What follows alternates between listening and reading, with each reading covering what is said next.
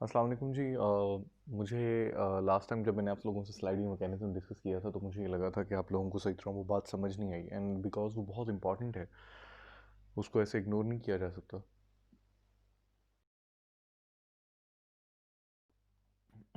तो मुझे ये लगा कि उसको दोबारा से डिस्कस करना चाहिए और उसको मैं और ज़्यादा एक्सप्लोर करूँ आपके लिए, क्योंकि उसकी कुछ माइनर डिटेल्स हैं जो आप लोगों को समझना बहुत ज़रूरी है। मैंने आप लोगों से सबसे पूछने की कोशिश की, लेकिन आप सब लोगों को वो बातें सही तरह नहीं आती थी, और मैंने आपको उसका सुपरफिशली एक्सप्लेन तो कर दिया था, but still I am not satisfied कि उसको सुपरफिशली जो मैंने एक्सप्लेन किया भी है तो आप लोगों को मुझे लगता है कि वो उस तरह से समझ नहीं आया जिस तरह से वो आपको समझ आना चाहिए था। मायोसिन की क्या डिटेल्स हैं, उसमें कितनी चेन्स होती हैं, मतलब उसमें ऑब्वियसली उसका जो स्ट्रक्चर होता है वो आप लोगों को पता ही है, मतलब वो आप लोग बुक्स में पढ़ सकते हो, मुझे एक्सप्लेन करने की ज़रूरत नहीं है कि उसमें 2 हैवी चेन्स होती हैं, it be about 200,000 myosin molecules, molecular weight होता है उसका, और उसकी लेंथ होती है 1.6 माइक्रोमीटर्स, एंड 4 लाइट चेन्स होती हैं उनकी। जो मॉलिकुलर वेट होता है वो 20,000 होता है, और उनकी एक टेल होती है, और tail of the myosin bundle together to form the body of the filament, and etcetera etcetera. मैं थोड़ा बहुत एक्सप्लेन कर दूंगा इस लेक्चर में, लेकिन मैं इन डिटेल्स में जाके लेक्चर को लंबा नहीं करना चाहता, वो आप बुक से भी पढ़ सकते हैं। लेकिन मैं स्लाइडिंग मैकेनिज्म की जो एक्चुअली बेसिक बॉडी है और जो बेसिक कॉन्सेप्ट है उसको एक्सप्लेन करना चाहता हूँ, ताकि आप लोगों को ना वो समझ आ जाए, बिकॉज मुझे लास्ट टाइम नहीं लग रहा था कि आप लोग इतने कॉन्फिडेंट हो, मुझे आप लोग कॉन्फिडेंट चाहिए हर कॉन्सेप्ट में। सो इस वजह से मैं उसको दोबारा से एक्सप्लेन कर रहा हूँ। सो फर्स्ट ऑफ ऑल मैं आप लोगों से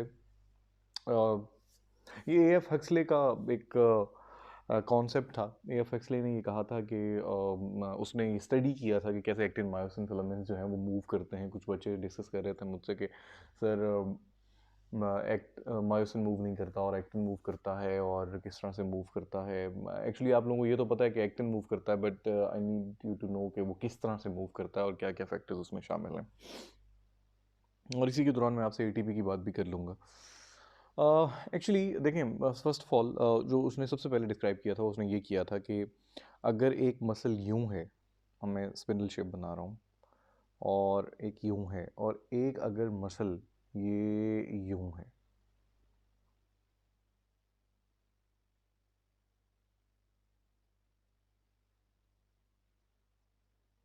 ठीक है।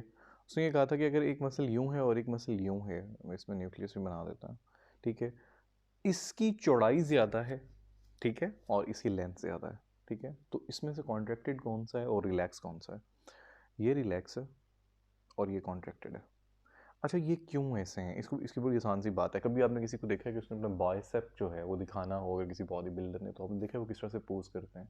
वो कॉन्ट्रैक्ट करते हैं, रिट्रैक्ट करते हैं अपने हाथ को, और एक बंडल्ड अप मसल नज़र आता है फिर आपको एक पंप्ड बाइसेप नज़र आता है। तो आप इस तरह से याद रख लीजिए कि जब भी कोई कॉन्ट्रैक्टेड मसल आपको मिलेगा, कॉन्ट्रैक्टेड मसल, तो वो आपको फूला हुआ मिलेगा और उसकी विड्थ इंक्रीज होगी, नॉट द लेंथ। बट जब वो रिलैक्स्ड होगा तब उसकी लेंथ बड़ी मिलेगी और वो ज़्यादा स्लीक होगा, बल्कि नहीं नज़र आएगा। सबसे पहले तो ये एक्सप्लेन किया था स्लाइडिंग मैकेनिज्म में, स्लाइडिंग फिलामेंट मॉडल में। उससे आगे बात लेके चलते हैं। ये वैसे ही मैंने स्टार्ट किया था ताकि आप लोगों को थोड़ा सा अंदाज़ा हो जाए। मायोसिन के ना मैं थोड़ा सा ज़्यादा डिटेल में नहीं जाऊँगा, वो बुक में लिखा हुआ है और उसमें ऐसा कोई कॉन्सेप्ट नहीं है, ये पढ़ना कोई मुश्किल काम नहीं है कि वो वेट कितना करता है और उसमें कितने फिलामेंट्स होते हैं और उसमें कितनी हैवी चेन्स होती हैं और क्या हेड। मैं थोड़ा बहुत आपको एक्सप्लेन कर देता हूँ, जो आज जो मैंने बात समझानी है उसके स्ट्रक्चर के लिहाज से, जो आप लोगों को समझ आ जाए। 2 हेड्स होते हैं इस तरह से, ठीक है। इस तरह से, मतलब इस तरह की एग्जैक्टली शक्ल नहीं होती, बट आप कंसिडर कीजिए कि इस तरह से होते हैं, और यूं उसकी टेल होती है, ठीक है, ये यूं। इट्स बेटर देन एक्सपेक्टेड, पहली दफ़ा कोई चीज़ सही बन गई है। अच्छा, तो मायोसिन जो है वो एग्जैक्टली इस तरह से होता है, और मायोसिन के इन 2 पार्ट्स को हेड कहा जाता है, येलो में, ठीक है, इसको हेड कहा जाता है। और ये जो पीछे आपको हिस्सा नज़र आ रहा है और ये ग्रीन में, इसको टेल कहा जाता है, ठीक है। कुछ उसमें इसको बॉडी भी यूज़ किया गया है, ठीक है, टेल है और फिर उसके बाद उसकी बॉडी भी इस्तेमाल की गई है कुछ वर्ड, कुछ बुक्स में, ठीक है। जिसके हेड है इस हेड पे ना आपको दो तीन चीज़ें मिलती हैं, दो तीन फंक्शन हैं इस हेड के, ठीक है। एक तो ये हेड जो है क्रॉस लिंकेज, क्रॉस ब्रिजेस बनाता है, इसलिए इसको क्रॉस ब्रिज भी कहा जाता है, क्योंकि इसने क्रॉस ब्रिज बनाना है, ओवरलैप करना है on the actin filament, right. So इसको क्रॉस ब्रिजेस भी कहा जाता है। अच्छा, और फिर इसके ऊपर एक्टिन बाइंडिंग साइट्स होती हैं। जाहिर है इस मायोसिन हेड पे एक्टिन बाइंडिंग साइट होगी तो ही ये एक्टिन के मायोसिन बाइंडिंग साइट पे जाके मिलेगा और उसको रिट्रैक्ट करवाएगा और कॉन्ट्रैक्शन होगी, राइट। सेकंड चीज जो उस पे होती है, हेड पे होती है, राइट, इस पे हेड पे होगी। यहां पे एक क्या चीज है, एक तो एक्टिन बाइंडिंग साइट है, बाइंडिंग साइट, और दूसरी क्या चीज है, मायोसिन एटीपीएस साइट। एटीपीएज इस पे होता है तो ही वो हाइड्रोलाइज कर पाता है ATP into ADP to get the energy. क्यों एनर्जी लेता है आगे डिस्क्राइब करूंगा मैं आपको, ठीक है। सो फिर यहां तक ये बात तो हमने क्लियर कर दी स्ट्रक्चर में। हेड एंड टेल की बात हो गई। अब ये देख लीजिए, ये जो free head, two free heads होते हैं, फोर लाइट चेन्स होती हैं, टू हैवी चेन्स होती हैं। ये जो आपको दो चेन्स नजर आ रही हैं, ये जो दो चेन्स हैं इनको हमेशा हैवी चेन्स कहा जाता है। जो ग्रीन में मैंने आपको शो की हैं ओवरलैपिंग, ये टू पॉलीपेप्टाइड चेन्स हैं और इनको हमेशा हैवी चेन्स कहा जाता है। और जो लाइटर चेन्स होती हैं वो हेड के साथ अटैच होती हैं, ईच हेड के साथ टू लाइट चेन्स अटैच होती हैं, टू मायोसिन हेड्स के साथ। ये देख रहे हैं ना, येलो में ये 1 है, ये 2 है, इसके यहाँ यहाँ ना टू लाइट चेन्स होती हैं यूं। और ये बाकी पीछे ये टू लाइट चेन्स एक हेड के साथ, टू एक के साथ, four light chains and two heavy chains जो पीछे आपको नजर आ रही हैं, ठीक है। मायोसिन ऑब्वियसली थिक फिलामेंट है, आपसे बात हुई हुई थी, दैट्स व्हाई जो चेन्स हैं वो हैवी होंगी, इस वजह से इनको हैवी कहा जाता है। याद है डार्क बैंड्स की जब मैंने बात की थी तो मैंने आपसे कहा था कि वो हैवी चेन्स होंगी। डार्क बैंड्स जो होते हैं वो हैवी होते हैं, जो ए बैंड्स की बात हुई थी, तो जो डार्क होंगे ए बैंड्स होंगे वो हमेशा हैवी होंगे, ठीक है, मैसिव होते हैं वो। चलो, ये तो हमने स्ट्रक्चर की बात कर ली। हमने किसके स्ट्रक्चर की बात की, मायोसिन की। अब हम बात करते हैं एक्टिन की। एक्टिन का थोड़ा सा ज़्यादा नहीं, थोड़ा सा कॉम्प्लेक्स है, उसको ज़रा गौर से देखिएगा। एक तो इसमें इसी तरह ही स्ट्रक्चर होता है, ठीक है, ठीक है। एक ये, इसके अलावा एक और स्ट्रक्चर होता है इस पे, ये यूं लिपटा हुआ, ठीक है, इस तरह ही, जिसने अनकवर किया हुआ है एक्टिन को। कवर से आपको थोड़ा सा अंदाज़ा होगा कि किसने कवर किया हुआ है, मैं आगे एक्सप्लेन करता हूँ। एक और चीज़ ना इसके इस ब्लैक वन के ऊपर पड़ी हुई होती है ऐसे। चलें जी, 3 कंपोनेंट्स हैं जी। First of all, one in the red, ये क्या है, ये एक्टिन फिलामेंट है। दो पॉलीपेप्टाइड लाइट चेन्स हैं, लाइट चेन्स हैं, हैवी चेन्स नहीं है, like unlike myosin. Light chains जो हैं, ये जो रेड वन है ये क्या हुआ, एक्टिन हुआ, ठीक है, एक्टिन फिलामेंट हुआ। फिर ये जो ब्लैक जिसने अनकवर किया हुआ, ये क्या हुआ, याद है जो मैंने लास्ट लेक्चर में आपको एक्सप्लेन किया था कि ट्रोपोमायोसिन ने एक्टिन फिलामेंट के ऊपर मायोसिन बाइंडिंग साइट्स को कवर किया हुआ होगा, कहा था ना मैंने। सो कंसीडर कीजिए कि यहां पे ये मायोसिन बाइंडिंग साइट है, इसको कवर किसने किया हुआ है, फिर इस ब्लैक में ये कौन है, ट्रोपोमायोसिन, ठीक है, ट्रोपोमायोसिन। सो फिर ट्रोपोमायोसिन ने क्या किया हुआ है, ट्रोपोमायोसिन ने ये जो ब्लू बाइंडिंग साइट्स हैं मायोसिन की, इसको कवर किया हुआ है। फिर आगे, फिर ये ग्रीन क्या है, ये ग्रीन, याद है मैंने एक और बात एक्सप्लेन की थी, ट्रोपोनिन है ये, ठीक है, याद है ट्रोपोनिन, आई सी, हाँ हमने डिस्कस किया था, ICNT, ठीक है। तो फिर इसका भी स्ट्रक्चर मैं थोड़ा सा आपको एक्सप्लेन करता हूँ, वैसे ना ठहरो मैं इसको भी एक्सप्लेन करता हूँ कि ओहो तो सारा हो गया, चलो कोई बात नहीं, तो ये तो सारा एक्सप्लेन हो गया ना, ये ठहरो, ये तो सारा एक्सप्लेन हो गया ना, ठीक है। अब आपको समझ आ गई, जो रेड है वो एक्टिन फिलामेंट है, जो ग्रीन है वो ट्रोपोनिन है, एंड जो ब्लैक है वो ट्रोपोमायोसिन है, जिसने ब्लू मायोसिन बाइंडिंग साइट्स को कवर किया हुआ है कि इसके ऊपर मायोसिन को अटैच वो नहीं होने देगा जब तक कि कैल्शियम रिलीज ना हो, डीपोलराइजेशन ना हो, एटीपी ना टूटे, और फिर तब जाके एक्टिन की कॉन्ट्रैक्शन हो पाएगी, मसल की कॉन्ट्रैक्शन हो पाएगी, ठीक है। अच्छा चलो, यहां तक तो क्लियर हो गया, आगे चलते हैं।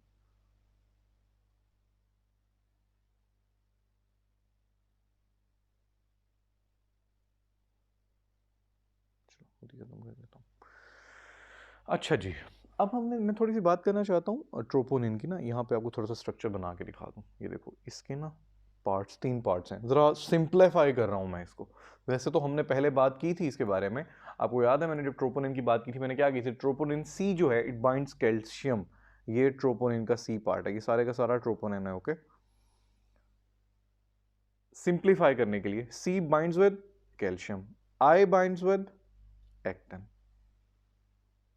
And T binds with ट्रोपोमाइसिन।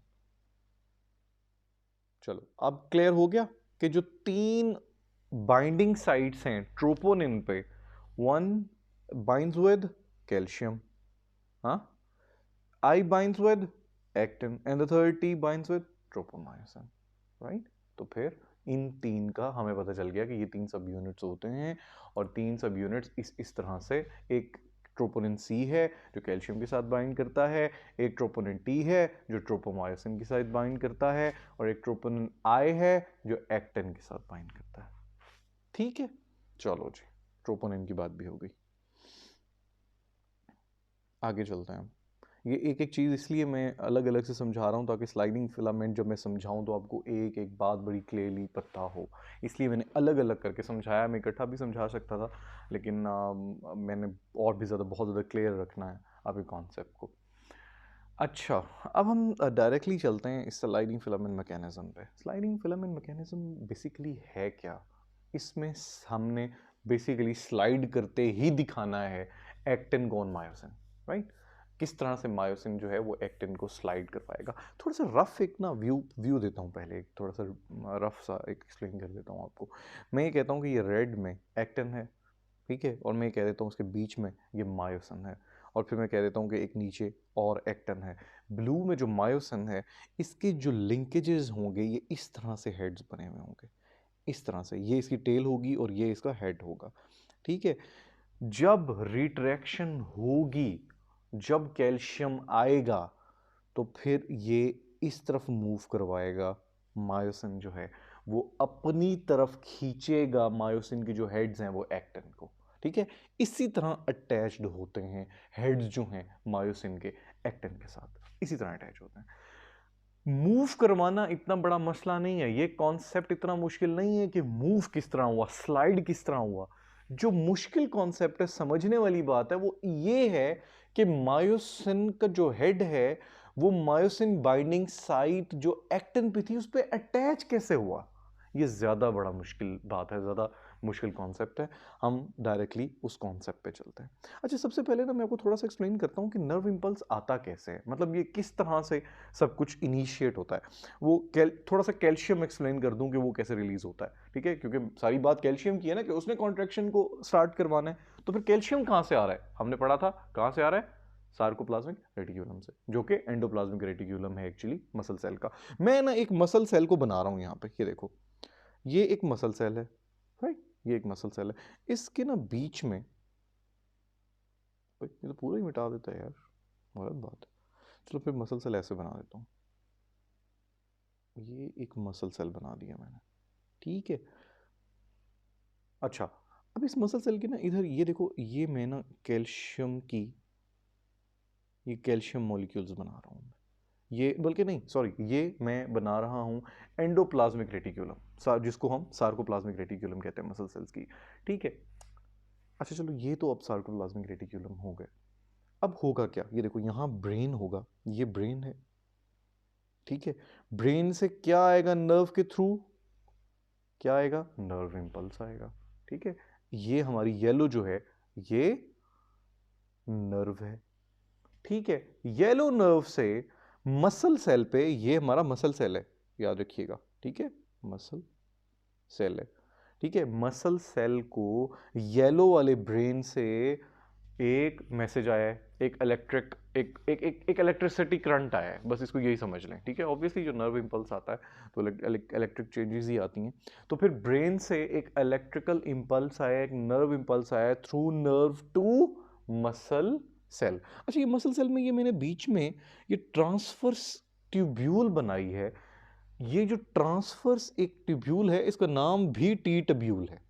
जो ट्रांसफर्स मैंने एक टनल बनाया है, इसका नाम है टी ट्यूब्यूल। इसके बीच में से, ये मसल सेल में मौजूद होती है, इसके बीच में से नर्व इंपल्स गुजरती है, ये नर्व इंपल्स इसके बीच में से गुजरती है। ये जो इसके बीच में से गुजरेगी तो सिग्नल किसको जाएगा? सार्कोप्लाज्मिक रेटिक्यूलम को। फिर ये क्या रिलीज करेगा? कैल्शियम।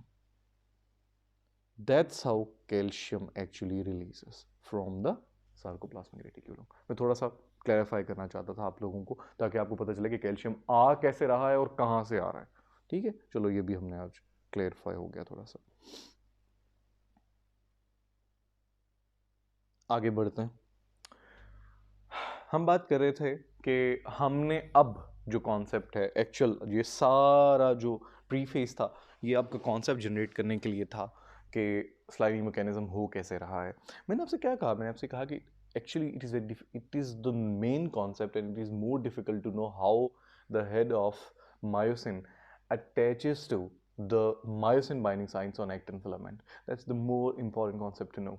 तो इसके लिए एक्चुअली हमें ज़्यादा कंसंट्रेट करना है। मूव करना कोई इतना बड़ा मसला नहीं है, उसके सिर्फ 3 फैक्टर्स हैं, कॉन्ट्रैक्शन के 3 फैक्टर्स हैं, वो मैं एंड पे आपको बता दूंगा।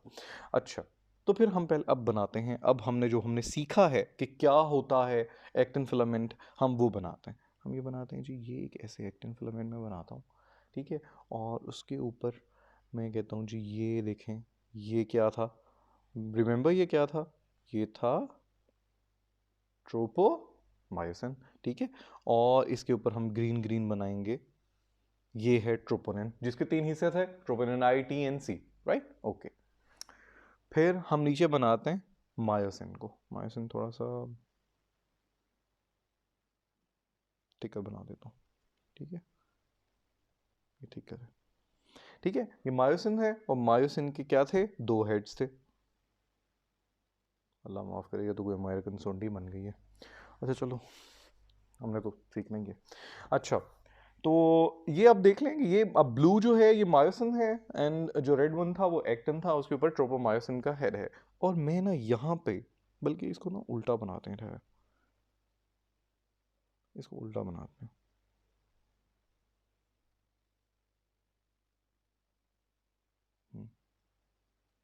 चलो, अब मैं ये कहता हूँ कि यहाँ पे एक बाइंडिंग साइट है, किसके लिए? मायोसिन के हेड के लिए। लेकिन वो देख रहे हो कवर्ड कहाँ है? ये देख रहे हो इस पर्पल की वजह से, कि पर्पल क्या था? ट्रोपोमायोसिन। इस ट्रोपोमायोसिन की वजह से आप देख रहे हो कि ये जो मायोसिन बाइंडिंग साइट है, myosin binding site on the actin filament is covered by the tropomyosin, right. So tropomyosin ने कवर की हुई है, क्या कवर किया हुआ है? Myosin binding site on the actin filament. So वो जो हेड है वो इस पे अटैच नहीं हो सकता, वो जो मायोसिन का हेड है वो इस पे अटैच नहीं हो सकता। सो फिर कैल्शियम आएगा। अब बात क्लियर होना अब आपको शुरू होगी। कैल्शियम आएगा from sarcoplasmic reticulum upon arrival of the nerve impulse. वो कैल्शियम आएगा और वो कैल्शियम आके क्या करेगा? उस ट्रोपोमायोसिन के ऊपर जो ट्रोपोनिन अटैच्ड है, ट्रोपोनिन पे अटैच होगा। ट्रोपोनिन पे अटैच होगा, कैल्शियम अटैच होगा, तो ट्रोपोनिन आई भी एक्टिवेट होगा। ट्रोपोनिन आई भी एक्टिवेट होगा तो ट्रोपोनिन टी भी एक्टिवेट होगा। ट्रोपोनिन टी क्या करेगा? अपनी बॉन्डिंग मजबूत करेगा विद ट्रोपोमायोसिन। एंड ट्रोपोनिन आई क्या करेगा? It will change the conformational structure so that, इस तरीके से चेंज करेगा कि उसका कंक्लूजन ऐसा होगा कि वो जो मायोसिन बाइंडिंग साइट है उसके ऊपर से ट्रोपोमायोसिन हट जाएगा। कैसे? वो आपको दिखाता हूं। चेंज हो गया है। अब देखना कैसे होगा। अब जो स्ट्रक्चर है, अब पहले कवर किया हुआ था ट्रोपोमायोसिन ने, अब उल्टा हो जाएगा। अब कवर नहीं किया हुआ, ठीक है। ये ओपन हो गई, ये देख रहे हो, अब ये ओपन हो गया। यू सी, वो जो चेंज था, वो जो ट्रोपोमायोसिन था जिसने कवर किया हुआ था मायोसिन बाइंडिंग साइट को ऑन एक्टिन फिलामेंट, अब वो कवर्ड नहीं है। Now the head of myosin filament will easily get attached to the myosin binding site on actin filament. So इस तरह से ये हेड अटैच हो जाएगा। ये जो हेड है ये जाके यहाँ पे, तो और क्लियर दिखाने दो। ये पहले ऐसे था, राइट, ऐसे था ना, अब कैसा हो गया? अब ऐसे हो गया, ठीक है।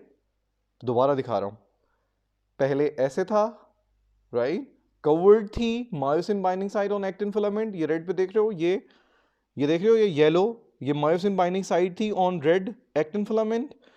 अब ये कवर्ड, जैसे ही यहां से कैल्शियम आया, ये कैल्शियम आके अटैच हुआ आपके ट्रोपोनिन पे, ठीक है, ट्रोपोनिन ग्रीन पे अटैच हुआ, और उसके बाद उसने चेंजेस लाए, तो फिर उसकी वजह से क्या हुआ, उसकी वजह से आपका सारा स्ट्रक्चर ही बदल जाएगा, ठीक है। आपका जो ट्रोपोमायोसिन है वो अब ऐसे हो जाएगा, ऐसे, ठीक है। तो फिर ये देख रहे हो, अब ये खाली हो गया, ये ट्रोपोमायोसिन हट गया है, और मायोसिन की जो बाइंडिंग साइट थी एक्टिन फिलामेंट पे वो फ्री हो गई है, ठीक है। और उसके ऊपर अब ये हेड आराम से जाके अटैच हो जाएगा, यूं। अब देख रहे हो कि मायोसिन का हेड अटैच हो गया, अब कॉन्ट्रैक्शन हो सकती है, बड़े आराम से कॉन्ट्रैक्शन हो सकती है। सो ये इंपॉर्टेंट था टू लेट यू नो कि अटैचमेंट होती कैसे है, ठीक है। इसलिए मैं थोड़ा सेटिस्फाइड नहीं था, मुझे मुझे लग रहा था कि ये कॉन्सेप्ट आपको एज इट इज़ एक्सप्लेन करना बहुत ज़रूरी है। अच्छा, एक और बात, फिर हम यहाँ पे थोड़ी सी और भी बातें करते हैं। हम एटीपी की थोड़ी सी बात करते हैं। ATP obviously, ATP is needed for the different channels to work, जैसे सोडियम चैनल्स हैं उनको काम करवाने के लिए एटीपी का होना बहुत ज़रूरी है। इसी तरह ही मैंने अभी आपसे क्या कहा था कि एटीपीएज भी मौजूद है on the head of what, myosin filament, ठीक है।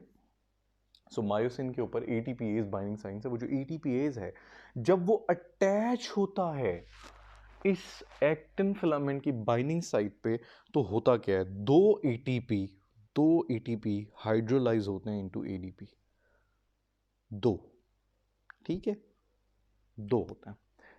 एक एक अलग अलग एक्सप्लेन कर देता हूं।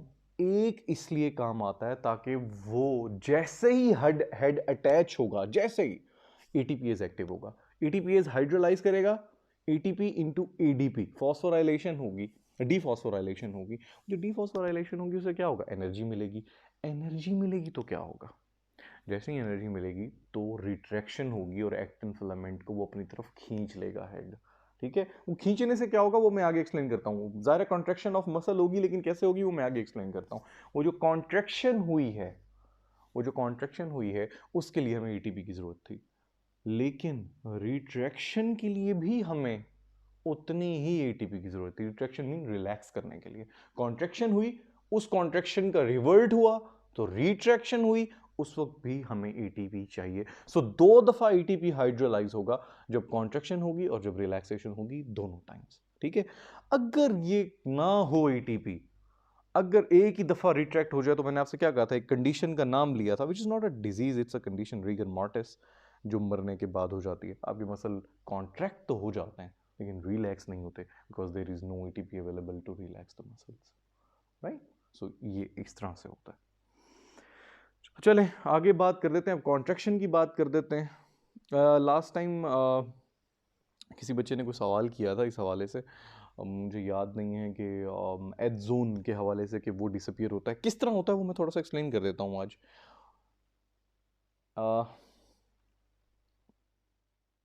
ये देख लें, ब्लू से हमेशा मैं मायोसिन ही बना रहा हूँ और रेड से मैं बना लेता हूँ एक्टिन को, ठीक है। इसको ज़रा पतला बना लेते हैं, ये थिन होता है, लाइट होता है, ठीक है। अच्छा, अब होना क्या है, अब होना ये है कि ऑब्वियसली ये इसके हेड्स ने अटैच होना होता है ना, याद है ना आपको, इसके हेड्स ने ऐसे अटैच होना होता है, ऐसे अटैच होना होता है, ये थोड़ा सा अंदर की तरफ होना चाहिए, यहाँ तक होना चाहिए। अच्छा, एज जोन क्या था,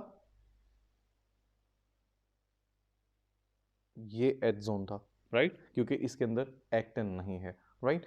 इसमें एज जोन था, और फिर आपको याद होगा एज जोन के बीच में एम लाइन थी, और फिर इधर क्या बीच में कौन सी लाइन थी, याद है इधर कौन सी लाइन थी, ये जेड लाइन थी, राइट, ये जेड लाइन थी, ये जेड लाइन थी, ठीक है। अच्छा, होगा क्या, अब ये जो मायोसिन फिलामेंट्स हैं ये करेंगे क्या, इनवर्ड मूव करवाएंगे एक्टिन को, राइट। एक्टिन को जब इनवर्ड मूव करवाएंगे, तो एच जोन की तो, ए बैंड में एच जोन की तो डेफिनेशन ही यही थी कि उसमें सिर्फ मायोसिन हो, सिर्फ डार्क बैंड्स हों, ठीक है, सिर्फ ब्राइट बैंड्स हों, उसके अंदर कहीं भी एक्टिन फिलामेंट ना हो। लेकिन जब ये इनवर्ड मूव करेगा, तो ये जो रेड है ये तो एच जोन में भी आ जाएगा, ये जो रेड है तो फिर एच जोन डिसअपीयर हो जाएगा, क्योंकि एड्ज़ोन की तो डेफिनेशन में ही यही था कि वो ब्राइट होने चाहिए और वो सिर्फ और सिर्फ मायोसिन फिलामेंट्स के बने हुए होने चाहिए। लेकिन रिट्रैक्शन की वजह से, कॉन्ट्रैक्शन की वजह से जो हेड है मायोसिन के, उसने अंदर की तरफ एक्टिन फिलामेंट को मूव करवा दिए। जब वो अंदर की तरफ मूव करवाएगा तो एच बैंड डिसअपीयर हो जाएगा, बट जेड लाइन डिसअपीयर नहीं होगी। जेड लाइन डिसअपीयर तो नहीं होगी, लेकिन जेड लाइन के साथ क्या होगा? Z line will come closer. So तीन चीजें आती हैं, Z lines will come closer, ठीक है, जेड जोन विल डिसअपीयर, और फिर और तीसरी बात क्या होगी? आई बैंड्स शॉर्ट हो जाएंगे। ठीक है, वो कैसे होंगे आप लोगों को पता होना चाहिए कि आई बैंड्स कैसे शॉर्ट होंगे। जाहिर है जब जेड लाइन करीब आएगी तो आई बैंड्स भी शॉर्ट हो जाएंगे। ठीक है, तो ये बात थी, मैं चाह रहा था कि आप लोगों को ये बात बताऊं। एक ना फेन इफेक्ट वर्ड यूज हुआ है आपकी बुक्स में, उससे घबराना नहीं, उसका मतलब सिर्फ ये है जितनी ज्यादा एटीपी मौजूद होगी, जितनी भी ज्यादा, उतने ही ज्यादा मसल कॉन्ट्रैक्ट करेंगे, क्योंकि obviously ATP is needed for the contraction. ठीक है, ऑब्वियसली जब मसल कॉन्ट्रैक्ट करेंगे तो energy will be required, large amounts of ATP are cleave to form ADP. ठीक है, मैंने बताया डीफॉस्फोराइलेशन हो जाएगी, तो जितनी ज्यादा एटीपी क्लीव होंगे उतनी ज्यादा एनर्जी मिलेगी, उतनी ज्यादा फोर्सफुल कॉन्ट्रैक्शन हो सकेगी, which is called fan effect, FENN, fan effect. एक वॉक अलोंग थ्योरी है कॉन्ट्रैक्शन की, बड़ी ऐसे एक हाइपोथेसिस है, एक स्पेक्यूलेशन है। ठीक है, उसका मतलब पता क्या था? उसका मतलब ये था कि जब हेड जो है अटैच होता है ऑन द एक्टिव साइट, जो मायोसिन बाइंडिंग साइट है उसके ऊपर जाके एक्टिन फिलामेंट पे जब वो अटैच होता है, तो कुछ इंट्रामोलिक्यूलर चेंजेस आती हैं और फोर्सेस आती हैं। वो क्या करती हैं, थोड़ा सा ना मैं ऐसे डायग्राम बना के समझा देता हूँ, थोड़ा सा ऐसे समझ आ जाएगा। कहा यह जाता है कि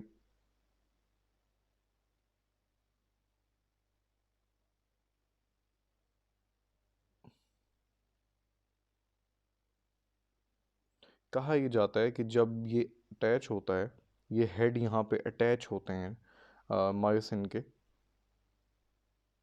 ये यहाँ पे जब हेड्स अटैच होते हैं मायोसिन के, तो वो ये ऑब्वियसली इनवर्ड मूव करवाते हैं। ठीक है, एक्टिन को।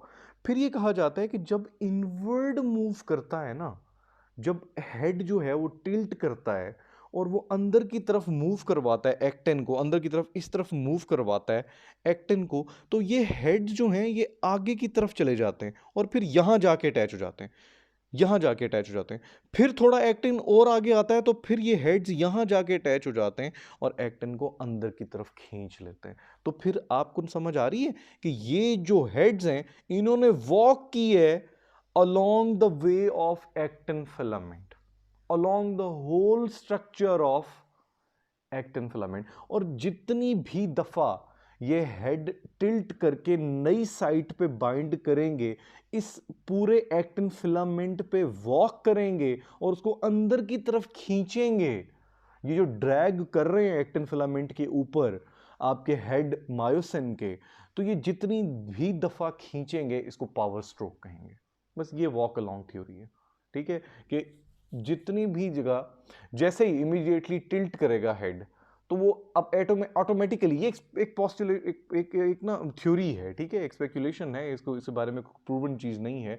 ये कहा जाता है कि वो ऑटोमेटिकली जैसे ही हेड अटैच होता है वो अंदर की तरफ खींचता है, फिर वो ऑटोमेटिकली इट ब्रेक्स अवे, जो हेड जो है वो टूट के पीछे हट जाता है फ्रॉम द एक्टिव साइट, और फिर दोबारा हेड जो है वापस एक्टिन की नई जगह पे अटैच होता है और फिर उसको दोबारा खींच लेता है। ठीक है, और इस तरह करते करते वो एक नया पावर स्ट्रोक आता है, फिर एक और पावर स्ट्रोक आता है, फिर एक और पावर स्ट्रोक आता है, और actin filament moves inwards more and more and more and more. ठीक है, इस तरह मूव करते करते पूरी कॉन्ट्रैक्शन करवा लेता है। ठीक है, ये वॉक अलोंग थ्योरी है। अच्छा, मेरे ख्याल से आगे देखेंगे उसको, जो स्मूथ मसल कॉन्ट्रैक्शन, आगे स्मूथ मसल हमारा टॉपिक है, फिर स्मूथ मसल को नेक्स्ट उसमें देखेंगे, स्मूथ मसल को फिर नेक्स्ट लेक्चर में देखते हैं। ओके।